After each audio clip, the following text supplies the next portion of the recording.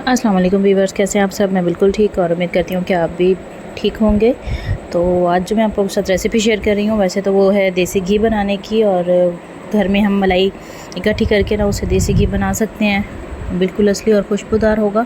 लेकिन उससे पहले ये जो है ये दूध जो है फिट गया था, तो उसकी मैं मिठाई बना रही हूँ। इसकी रेसिपी जो है वो मैं ऑलरेडी अपने चैनल पे अपलोड कर चुकी हूँ। उसका जो लिंक है वो मैं डिस्क्रिप्शन में ऐड कर दूँगी, तो आप वहाँ से देख लीजिएगा। बहुत ही ईज़ी और बहुत ही टेस्टी सी बन सकती है ये मिठाई भी। और इसे वैसे कलाकंद भी कहते हैं, लेकिन कलाकंद ये तब बनता है जब आप इसके बर्फ़ी की तरह टुकड़े बना लें तब। लेकिन मैंने इस तरह कुछ भी नहीं बनाया, मैंने इसे सेम बिल्कुल इस तरह बनाया जिस तरह से हम खोया बनाते हैं, सेम उसी तरह। और बच्चों को बहुत ज़्यादा पसंद होता है। और स्पेशली मेरे बच्चे तो ख़ुद फरमाइश करते हैं कि आप दूध अगर नहीं फिटा हुआ ना तो आप उसे ख़ुद ब खुद ही ख़राब कर लो ताकि ये बन जाए। तो इतनी टेस्टी और इतनी ना अच्छी बनेगी, तो आप लोग इसको ज़रूर ट्राई कीजिएगा। लेकिन तब जब दूध थोड़ा सा फिट जाए, मैं ये नहीं कह रही कि आप ख़ुद से ही दूध फिटा लें और फिर उसकी बनाएं, ताकि घर वालों से डांट भी पड़े। तो जब दूध फिट जाए ना तब आप उसकी बनाइएगा।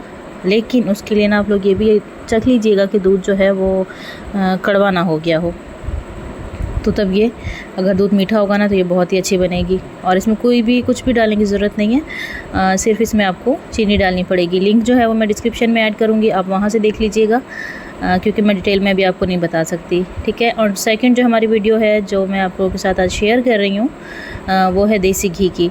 तो देसी घी जब हम बनाते हैं ना तो उसमें से भी ये इसी तरह से खोया सा निकलता है। आप चाहें तो इसे आटा इसमें से थोड़ा सा डाल के या इसमें थोड़ी सी सूजी भून के और इसका हलवा भी बना सकती हैं, या फिर इसको इसी तरह आप रख सकते हैं, फ्रीज़ कर सकते हैं। और जब कभी भी आप खीर बनाएं दूध की तो आप उसमें भी इसमें ऐड कर सकते हैं इसमें, या फिर आप इसमें इसी तरह से चीनी डाल के ना तो आप इसको इस तरह भी खा सकते हैं, बिल्कुल खोए की तरह ही लगेगा। वो आपकी अपनी मर्ज़ी है कि आप तीनों में से इसमें से जो भी बनाएं, ठीक है। वीडियो को स्टार्ट करने से पहले जो है आप लोग अगर मेरे चैनल पे न्यू हैं तो मेरे चैनल को जल्दी से सब्सक्राइब करें, वीडियो को लाइक एंड शेयर करें और स्पेशली बेल आइकन को प्रेस किया करें ताकि मेरी आने वाली जो वीडियोज़ होती हैं ना उनके नोटिफिकेशन पहले आप लोगों को मिल जाया करें।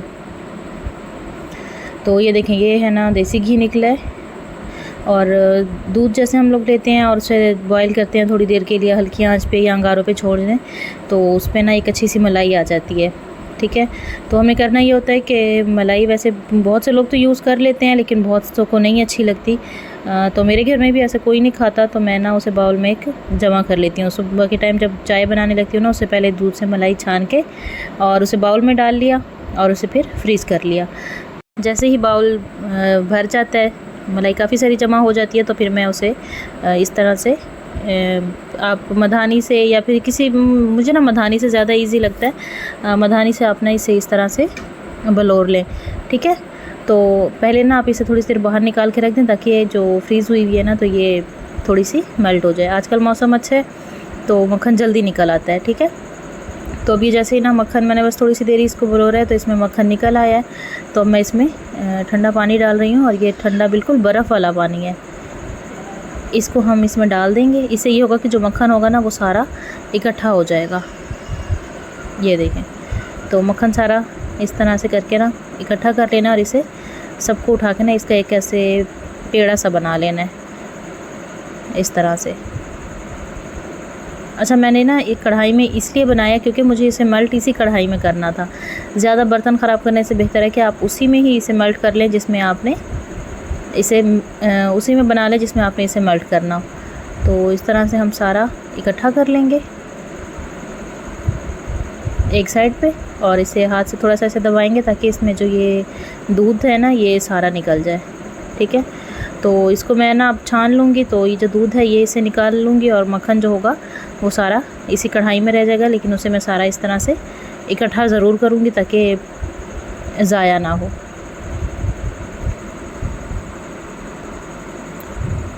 ये देखें, ये सारा अच्छे तरीके से मैंने इकट्ठा कर लिया है। और इसमें मैंने ठंडा पानी डाला था ना, तो ठंडा पानी बर्फ़ वाला था, उससे ये था कि ये सारा इकट्ठा हो गया। तो ये जैसे इकट्ठा हो गया तो इसे हम चूल्हे पे रख देंगे। और इसमें जो बधानी पे लगा हुआ था ना वो थोड़ा सा गर्म होकर खुद ही मेल्ट हो गया। तो हल्की आंच पे हम इसे चूल्हे पे रखेंगे तो ये खुद ही पिघलना शुरू हो जाएगा मक्खन। अच्छा, बहुत से लोग ना सिर्फ मलाई को इसी तरह से एज इट इज़ फ्रिज से निकाल के ना और उसे चूल्हे पे रख देते हैं और उसका घी निकाल लेते हैं। उससे घी तो निकल आता है लेकिन उससे घी बहुत कम निकलता है और उसकी जो नीचे वाला मटेरियल होता है ना वो ज़्यादा निकलता है। तो मक्खन से आप घी निकालें तो मक्खन से घी भी ज़्यादा निकलेगा और खुशबूदार भी बहुत होगा, बिल्कुल असली सा। तो आप लोगों ने रेसिपी को ज़रूर ट्राई करना है और मुझे ज़रूर सपोर्ट करना है, फॉलो करना है मुझे। और मेरे चैनल पे आपको इसी तरह से ईज़ी सी रेसिपीज़ मिलेंगी जिसे आप अपने घर में भी अपने फॉलो कर सकते हैं और उसे आप उसमें से बहुत कुछ सीख भी सकते हैं। तो बस इसके जो नीचे वाला मटेरियल था ना, इसे मैंने थोड़ा सा भून लिया चीनी डाल के, क्योंकि मुझे ना अभी इसको रखना नहीं था ऐसे खीर बनाने के लिए या हलवा बना के ज़्यादा भी नहीं रखना था। तो बस इसे इस तरह से चीनी डाल के और इसमें से भी घी मैंने अच्छे से निकाल लिया है और इसमें आप चम्मच से खाएं, बिल्कुल खोए की तरह लगेगा, बहुत ही अच्छा, बहुत ही टेस्टी। तो आपको आज की वीडियो कैसी लगी मुझे कमेंट में ज़रूर बताइएगा और चैनल को ज़रूर सब्सक्राइब कीजिएगा, वीडियो को लाइक एंड शेयर भी कीजिएगा और बेल आइकन को भी प्रेस कर दीजिएगा। इंशाल्लाह इसी तरह से इजी सी टिप्स के साथ और घरेलू वीडियोस के साथ मैं आपके साथ फिर मिलती हूँ दूसरी वीडियो में।